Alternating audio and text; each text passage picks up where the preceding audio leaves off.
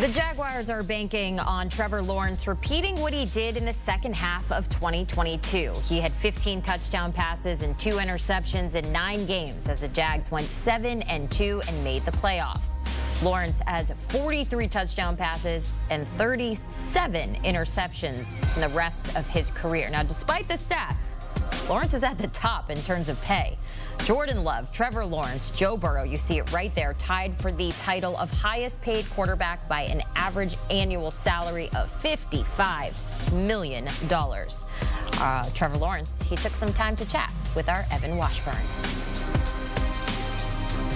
Well, Trevor Lawrence, good to see you. We appreciate your time. That was a long grinder of a practice. We were saying it was maybe longer than some of the practices we've been to combined this week. What was it like out on the field?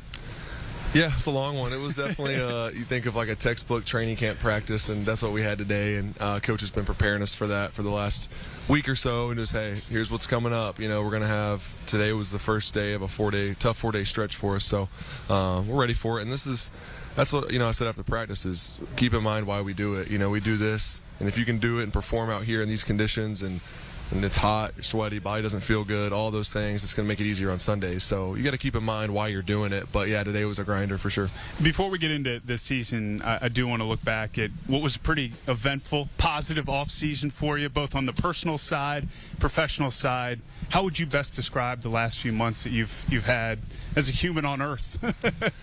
It's been good, man. I'm very blessed. Beyond, even before any of the news and the contract and all this stuff happened, I was blessed for before that. So that's just, it's all in addition to. But obviously, having a baby girl on the way, that's exciting. It's going to be me and my wife Marissa's first kid. So just can't wait to be a dad. Really excited to step into that phase. And everyone said it just changes your life. So excited for that perspective change, I'm sure, as it will be. So that's exciting. And then obviously contract stuff and being here in Jacksonville, really excited just for this to be home for the future. I mean, more than anything, obviously money's great. That's exciting and very grateful for that. But just to have this solidified as home for even longer and to be able to keep building what we're building here. I know our best days aren't here yet, and our best days are to come. So really excited for that. And for me, it's just I got the same job to do, is to go win and to try to bring a Super Bowl here. And just because now I have a contract with it doesn't change anything for me. And that comes off of what was a challenging finish to last season. And we got to see along the way. And now with some perspective on it, and while the attention is on this year, what did you take away from what happened in 2023? There's a lot of lessons every season, whether it's a success, a failure, whatever you deem it as, you still got to learn and move on and use what happened in your past to teach you something. So I think for us, the biggest thing is, one, there's things that you can't control, and injuries are part of the game, whether it's me, Christian, whoever, guys on the defensive side of the ball, up front, our O-line was constantly changing.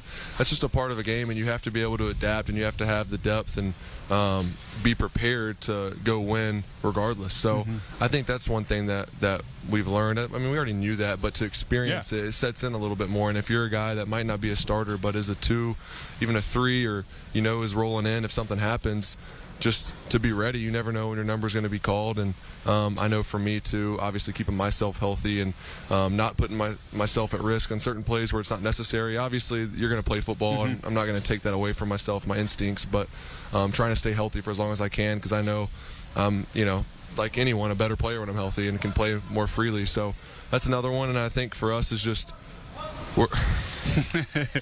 working on good catch. Just working on toughness as a team. I think that's a big thing, is finish strong.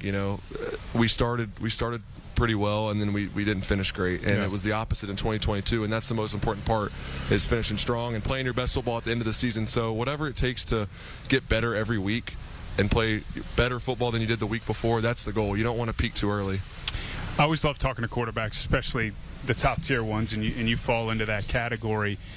Every offseason is about getting better at something, and you guys can be really intentional about an area of your game, a couple areas of your game that you really want to focus on. As much as you're comfortable, what were some things that you really targeted with your coaches, your non-Jags coaches, about how you want to get better at the position? Yeah, I mean, there's a lot of stuff scheme-wise that we've talked about this offseason, you know, with the coaches and the guys up front and all that stuff, on just like who we want to be, more identity stuff. But as far as just an individual, the biggest thing obviously is ball security, not putting the ball on the ground. Yep. You know, I've said it before. You know, when throwing the ball, there's going to be interceptions that happen throughout the year. Playing quarterback, you throw the ball a lot, it's going to happen, and obviously limit those and make good decisions, but make good decisions with the ball too, holding it, carrying it, when to go down, when to tuck it and fall, you know, when to throw it away, all those things. There's some plays out there where maybe try to do too much and it causes a turnover, or just, you know, not taking care of the ball. So that's something I definitely want to improve on. Like I said, strength and mobility stuff, just keeping me healthy throughout the season. That's something that, you know, I want to be feeling good at the end of the year and not dealing with, you know, 4 or 5 different things. So that's something. Protecting myself and being really decisive is part of that, is making decisions, knowing what you're seeing so you can get the ball out and you can get to the right guy at the right time instead of having to hold it. What excites you about the offense and the additions, but also what you're bringing back in terms of the continuity on that side? Yeah, from a personnel and player standpoint, I mean, this is by far, you know, the most talented team we've had since I've been here. So that excites me on both sides of the ball. You know, obviously, having Gabe come in, having Brian come in, and those guys are new to the system, but Gabe's played a lot of football in this league. He's been a great player. He adds another element for us. And Brian is a rookie, but has so much talent, and once he really gets it and it clicks, he's going to take off. Yeah. And the exciting thing about him is he's really smart, and he's getting the offense like every day better and better, and it's still early. We have time to keep building this thing, and he's starting to get more comfortable. And when we put him in those positions to be successful and do what he's good at, he's gonna thrive. So excited for that. Obviously, Christian, Evan, Travis, Parker, Devin Duvernay. I mean, we got a lot of guys. You got them all. The guys up front. We got Mitch in the offseason. Anton looks, you know, he had a great rookie year, but he looks even better this year than he did last year. Cam looks great.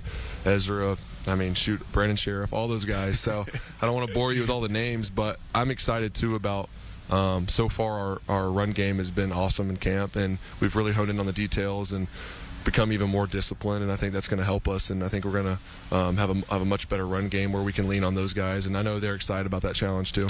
Last football one for you. Just, you always have to start with your division, and with what we saw from Houston last year, what CJ brought to that organization, and then obviously what Indy might have with Richardson and Tennessee with new direction. As much as you're focused on you guys right now, how do you view the challenge in the AFC South?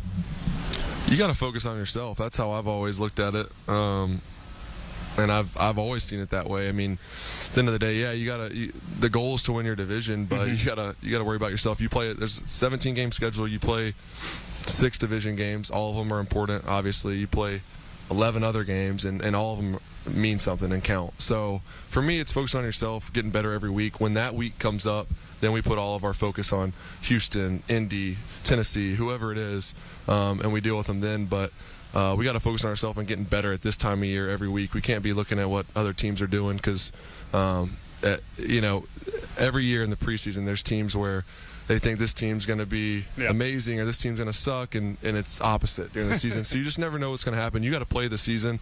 You got to put the work in. You got to earn it, and you got to prove it on the field. So, you know, I don't really care what all the talk is in the offseason. We're going to have our opportunity to prove it, and that's all we need. All right, good answer.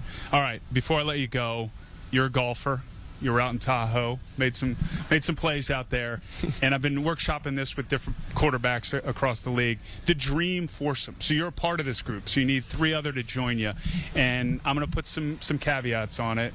Can't be a pro athlete, so we're looking more on the celebrity side, though, to keep that as part of the theme here. So could be actor, comedian, musician that's going to make up your foursome. And as you know, as a golfer, it's important that each have a different skill set beyond what they do as a golfer to help the 18 holes be as fun as possible. It's a good question, and I'm not gonna put you in a tough spot. We talked about it before we went on because I wanted to have a good answer for this. Quarterbacks like to be prepared, so I like to give them a little bit of the play sheet, the first 15, if you will, before we get into the question. That's good. Yeah, so my 3, just from not thinking, this is something I'd like to think about for longer. You to be can honest. revisit this but at any next point time during we talk, the year. maybe I'll have a different This is answer. the training camp version. We won't hold it to him in week 8. Steve Carell is a guy I love. The Office. Okay. That's a guy I'd love to meet in general and to play golf with. I think he'd be funny. Alan Jackson, country music singer. I grew up listening to. Love him. Seems like he'd be cool cat to hang out with. And then we talked about a little bit. Theo Vaughn is hilarious. Yes. I haven't got a chance to meet him, and I think he would be, for sure, a great personality to play some golf with, and definitely wouldn't take it too seriously. Well, what I love about your group is, one, you touched all the different categories: actor, comedian, and musician. But no matter what's happening over the course of the round, whether you're down in the dumps because you're having a couple rough holes, Theo's going to bring you back up. Yep. And then great tunes, whether he's singing them or he's playing them in his car from Alan Jackson. And then Steve Carell, I think, is just all in all going to just make the entire day a good time. Do you think you play, if you were Alan Jackson, do you think you play your own music when you're playing golf or something? That's a great question. I think it's kind of like wearing the shirt of the band when you go to the concert, or wearing your own jersey. Like, yeah. you might not, but you're going to be playing in your car. I just was thinking about it. No, it's a good question. Hey, man, great to see you. Awesome. Stay healthy. Good luck this year. Thanks.